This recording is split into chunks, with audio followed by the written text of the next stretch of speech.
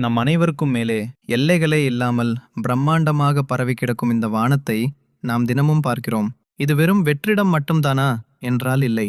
இது ஒரு மாபெரும் அற்புதம். இந்த வானம் எந்த தூண்களும் இன்றி எப்படி இவ்வளவு கம்பீரமாக நிற்கிறது?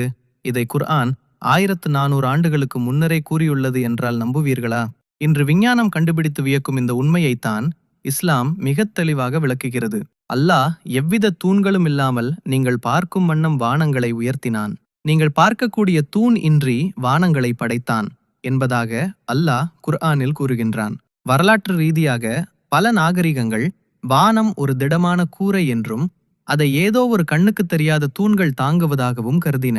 ஆனால் குர்ஆன் வெளிப்படையாக நீங்கள் பார்க்கும் வண்ணம் எந்த தூண்களும் இல்லை என்று அழுத்தமாக கூறுகிறது.